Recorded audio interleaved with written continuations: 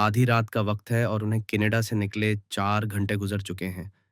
सब कुछ नॉर्मल लग रहा है और पायलट खुशमज़ाज हैं और मुसाफिर सो रहे हैं। लेकिन फिर अचानक कहीं से नहीं उनका सिर्फ़ ईंधन ख़त्म हो गया। आप क्या करेंगे अगर आपके दोनों इंजन ज़ाया हो जाएँ और आप अपने अर्ध-गर्द अंधेरा ही देखते हैं और आप करीबी हवाई अड्डे से एक 20 किलोमीटर से ज़्यादा दूर हैं? आप जहाज़ में सवार 306 अफ़राद की जान कैसे बचाएँगे? ये सिर्फ़ एक हवाई ट्रैफ़िक वाक़ये की कहानी नहीं है, ये इंसानी नफ़्सियात, ग़फ़लत, अमल की नाकामी और हिनरमंद हवाई जहाज़ की कहानी है। ये एयर ट्रांसिट फ़्लाइट 230 की कहानी है। Toronto, Canada. ये 23 अगस्त 2001 की बात है। Air transit flight 230 Pearson international airport से पुर्तगाल के लिस्बन के पोर्टिला एयरपोर्ट के लिए तय शदर ट्रांस अटलांटिक परवाज़ है। 200 तेज़ मुसाफ़िर, ज़्यादातर सयाह और छुट्टियाँ मनाने वाले और 13 अमला अपने 7 घंटे के सफ़र की तैयारी कर रहे थे। ये परवाज़ टोरंटो से रवाना होगी और हैलिफैक्स सेंट जॉन्स के ऊपर से परवाज़ करेगी और फिर लिस्बन में लैंडिंग से कबल बकिया 5 घंटे का फ़ासला तय करने के लिए अपना बहर ओवकियानोस क्रॉसिंग शुरू करेगी। हादसे का शिकार होने वाला तैयारा 2 साल पुराना एयरबस ए330 था। उसने पहली बार 1993 में एयर ट्रांजिट के साथ उड़ान भरी थी। ये परवाज़ 2 ताक्टो रोल्स रॉयस ट्रेंट 770 ब्रावो इंजनों से चलती थी। इस परवाज़ के कमांडर 48 साला कैप्टन रॉबर्ट पचीट थे। उसने अपने 20 साला फ्लाइंग करियर में 16,800 घंटे से ज़्यादा का वक़्त जमा किया था और उसके पास ए330 पर तकरीबन 800 घंटे प्रवास का वक़्त था। वो उस टांग को उड़ाने वाला पायलट था। Pilot monitoring first officer Dirk De Jager था। 28 साल की उम्र में उसने कल 4,800 घंटे प्रवास का तजर्बा किया था, जिसमें तकरीबन 400 घंटे टाइप पर थे। वाक़ये के वक़्त एयर ट्रांजिट तकरीबन 14 साल से काम कर रहा था और उसका हिफाज़ती रिकॉर्ड बेहतरीन था और उनका वो अब तक कभी कोई महलिक हादसा या किसी तैयारे का नुकसान नहीं हुआ है। लेकिन ये हिफाज़ती रिकॉर्ड आज बदलने वाला है। आमले ने बाहर ओकियानोस के पार अपनी परवाज़ के लिए 900 किलो ईंधन उतारा। ये कम अज़ कम ज़रूरत से 4 का 500 किलो ज़्यादा था। आमले ने फ्लाइट प्लान फ़ाइल किया, रनवे पर पुशबैक टैक्सी की दरख्वास्त की और फिर 0052 यूटीसी पर टोरंटो रवाना हुए। अगरचा ए330 मुकम्मल तौर पर कंप्यूटराइज्ड था, मायारी ऑपरेटिंग तरीका कार के लिए ज़रूरी है कि अमला दस्ती तौर पर अपनी समत, फासले और ईंधन का हिसाब लगाए, जो हर रास्ते पर मौजूद है। अमले ने ये जांच पड़ताल मुकम्मल की जब परवाज़ ने 25 डिग्री मगरब और फिर 40 डिग्री मगरब में वेव पॉइंट्स को अबूर किया। 757 यूटीसी पर टेक ऑफ के तकरीबन 4 घंटे बाद हवाई जहाज़ 30 डिग्री मगरब को अबूर कर रहा था और चेक लिस्ट को दोबारा मुकम्मल करने का वक्त था। हम 30 मगरब पर हैं। बराह करम एफकॉम चेक करें। बोर्ड पर ईंधन 81.6 टन है। ये मुतवक्का इकदार के 1% के अंदर है।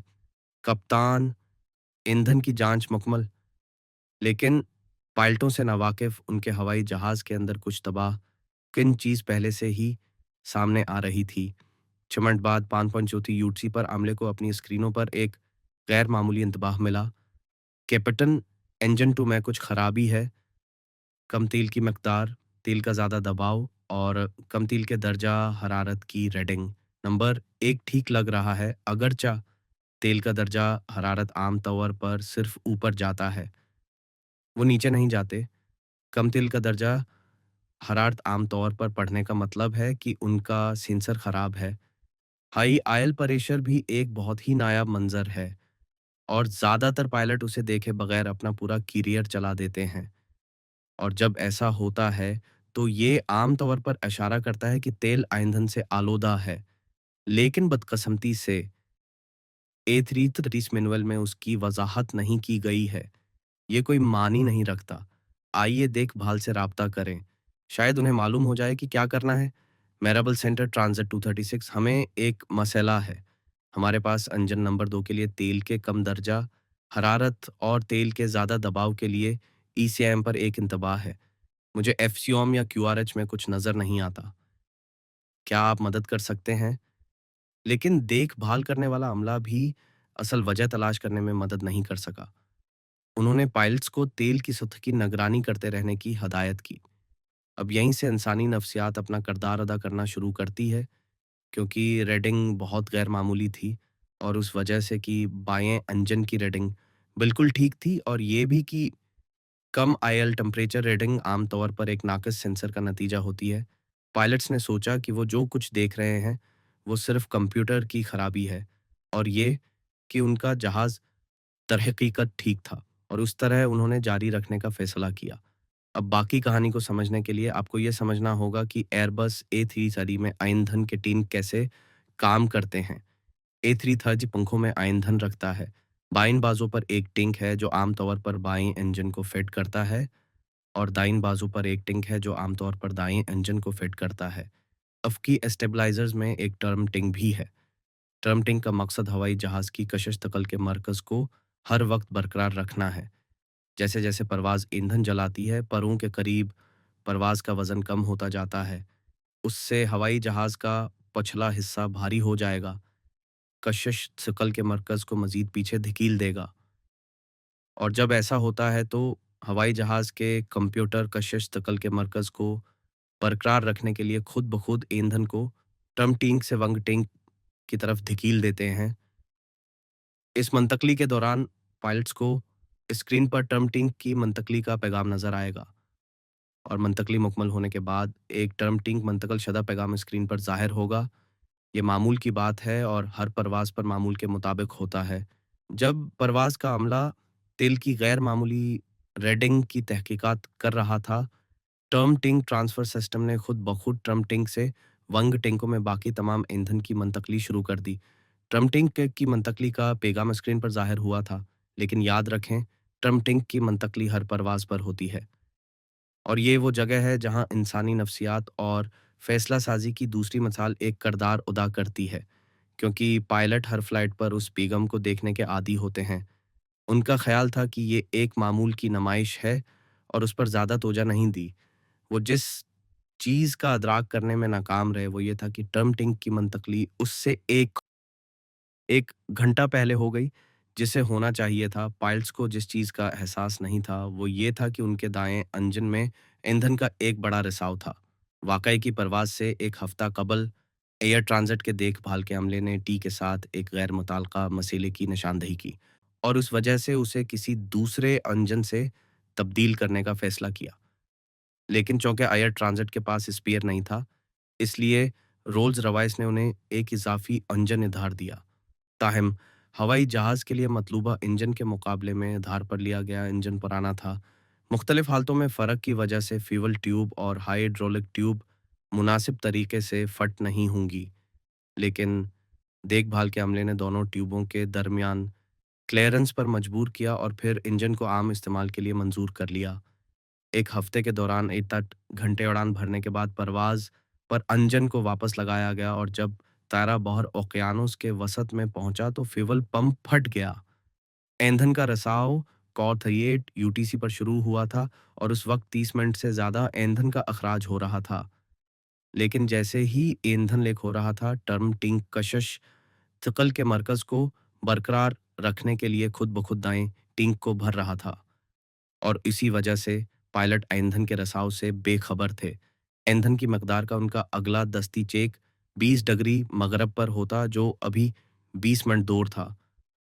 लीक होने की वजह से दाएं टैंक पर ईंधन की मकदार बाईं टैंक की निस्बत तेज़ी से ख़त्म हो रही थी। लेकिन जब आखिरी टर्म टैंक की मुंतकली हुई, तो उसने बाकी तमाम ईंधन को सही टैंक में मुंतक़ल कर दिया और इस तरह जैसे-जैसे ईंधन का अखराज जारी रहा, ऊपर के लिए मज़ीद ईंधन नहीं था। 5.33 यूटीसी पर ईंधन के आदम तवाज़न से मुतल्लक़ मशावरती पैगाम ईसीएम स्क्रीन पर ज़ाहिर हुआ। ये सिर्फ़ इस वक़्त था जब परवाज़ के अमले को बाएँ और दाएँ ईंधन के टिंकों के दरमियान आदम तवाज़ुन का इल्म हुआ। लेकिन याद रखें, उन्होंने अभी तक यहाँ ईंधन के रिसाव के अमकान पर गौर नहीं किया है। ईंधन का रिसाव एक बहुत ही नायाब मंज़र है। तस्दीकी तासुब एक किरदार अदा करना शुरू कर रहा है। वो पहले ही अपने आप को कायल कर चुके हैं कि कंप्यूटर्स में कोई ख़राबी है। आमले के लिए ईंधन का अदम तवाज़ुन और ईंधन की मिकदार के इशारे गैर मामूली और नाकाबिल वज़ाहत थे, जो खुद को मज़ीद बावर कराते थे कि ये सिर्फ़ कंप्यूटर की गलती थी और ये कि उनके जहाज़ में ईंधन की मिकदार दरअसल ठीक थी।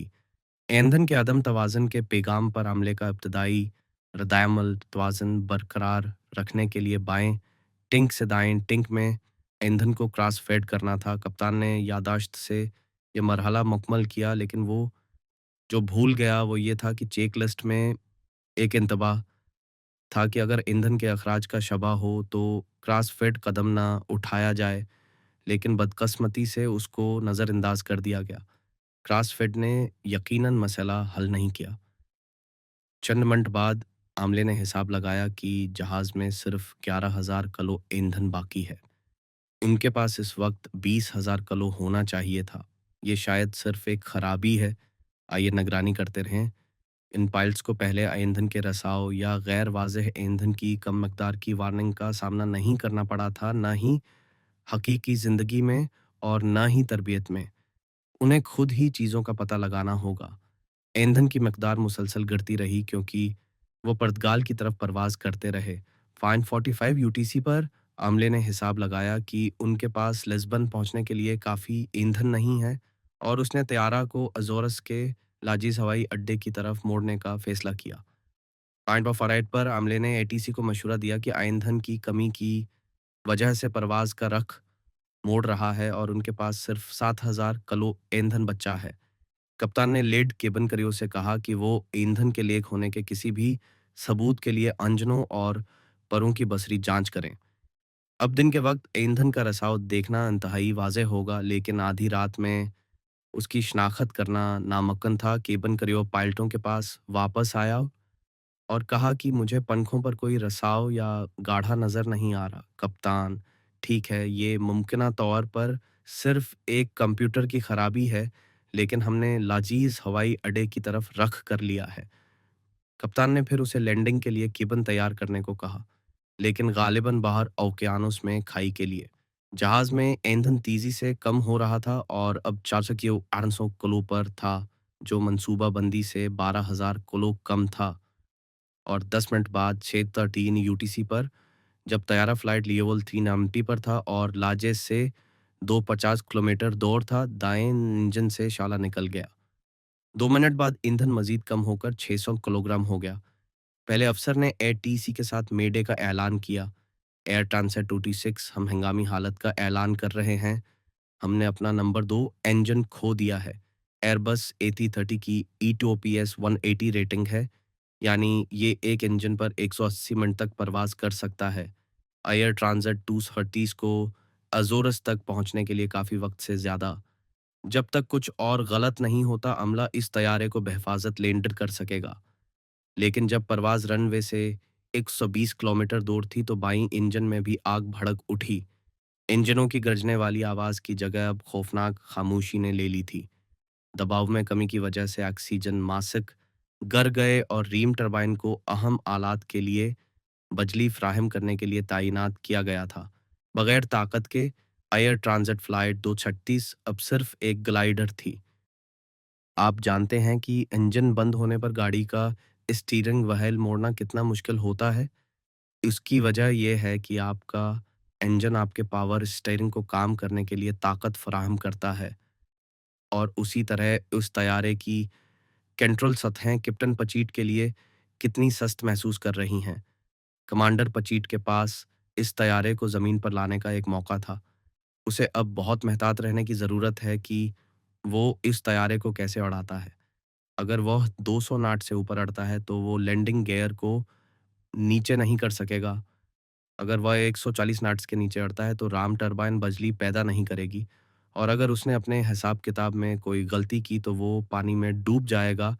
लेजर्स एटीसी के मिलिट्री एयर ट्रैफिक कंट्रोलर्स और रेडार वेक्टर्स की मदद से अमले ने अंजनों से बाहर बसरी नुक्ता नज़र को अंजाम दिया। मौसम ठीक था, इसलिए वो उनके लिए जा रहे थे। तैयारा तकरीबन 2000 फट फी मिनट की रफ्तार से नीचे उतर रहा था और आमले ने अंदाज़ा लगाया कि उनके पास तकरीबन 15 से 20 मिनट बाकी हैं उससे पहले कि वो समंदर में खाई पर मजबूर हो जाएं। हवाई अड्डा कहाँ है, उसकी शनाख्त में मदद के लिए अमले ने एटीसी से रनवे की लाइट्स को मुसलसल ऑन और ऑफ करने को कहा। 131 यूटीसी पर हवाई जहाज रनवे के अख्ताम से 8 मील दूर तकरीबन 13,000 फट पर पहुंचा। बदकिस्मती से वह उसे बनाने के लिए बहुत ज्यादा थे। कप्तान को ऊंचाई को तेजी से खोने का रास्ता तलाश करना पड़ा। उसने हवाई जहाज का रख मोड़ने और 360 डिग्री करने का मुश्किल फैसला किया।